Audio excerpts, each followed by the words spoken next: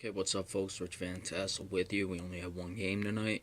Wasn't much of a game. The Golden State Warriors eliminate the Utah Jazz with a 121-95 victory, completing the sweep. Utah won the second quarter after losing by 22 in the first, won the second quarter by 14, but every other quarter they lost. As we said, the first was 39-17, 33-27 in the third, 28-16 in the fourth quarter, and that was that. For the Warriors, Steph Curry, 30 points. Steph Curry, all the talk about everyone else, he's the two-time defending MVP. He still puts up the numbers. I like I said, there's the guy Mike Francesa here in the New York area. He's on Curry as far as not being the real deal, but Curry still gets the job done. He's dangerous, and he's going to be a factor moving forward against any team they face between Houston or San Antonio, and then whoever comes out of the East, which everyone is assuming the Cavaliers. But again, I don't want to just assume that. But we're getting off topic. He was plus 33. Klay Thompson 9 of 16, 21 points, was only plus 5. As we said, Curry was 9 of 15, 4 of 10 from 3.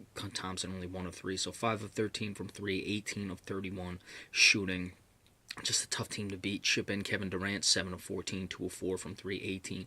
Draymond Green, 17 points, 5 of 11, 3 of 5. So you look at those four, the big four.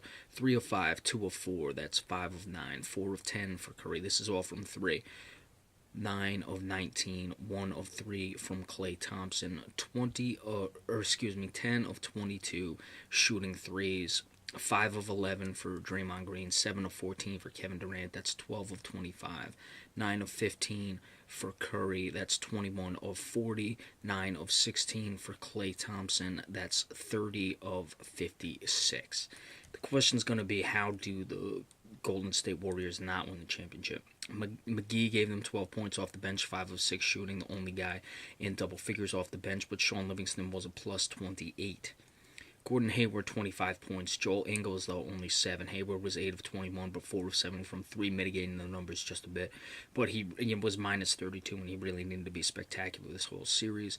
Gobert, give him credit. He was minus 28, but he really wasn't healthy this whole playoffs. 12 points, 13 rebounds. Only 1 block, however. 18 points for Shelvin Mack.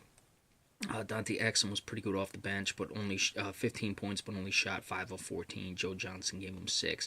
Of course, they would need more from those guys. Exum minus 12, Joe Johnson minus 6. I really didn't watch this game. Turned it on for a little bit. I was watching some of the Capitals and Penguins. That game got out of hand. Then I turned to this one. It was out of hand, so I was just like, forget it. It was a foregone conclusion.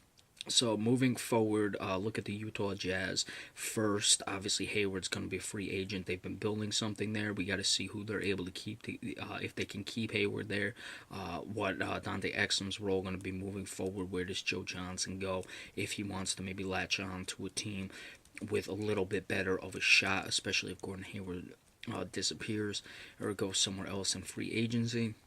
As for the Golden State Warriors, they're going to get some time off.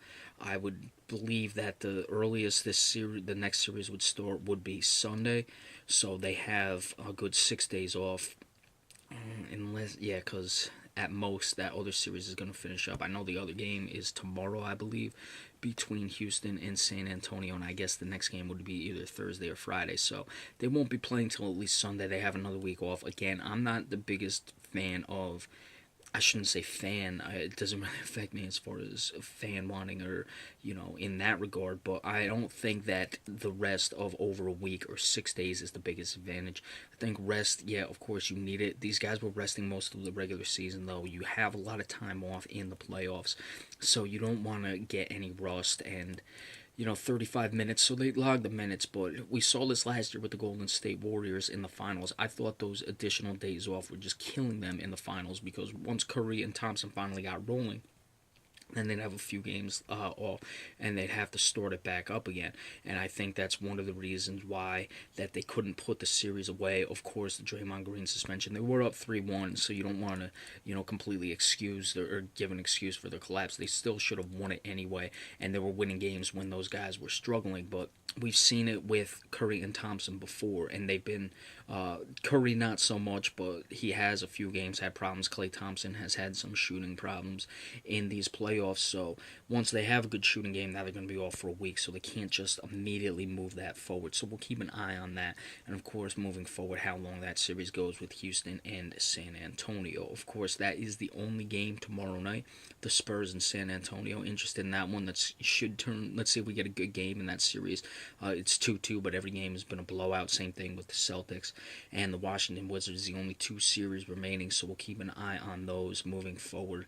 That Celtics Wizards game is not until Wednesday night. So let's see if we have a close game tomorrow, but regardless, there shouldn't be any problems with the recap. Remember, we appreciate all subscriptions. Thank you all. Have a good night.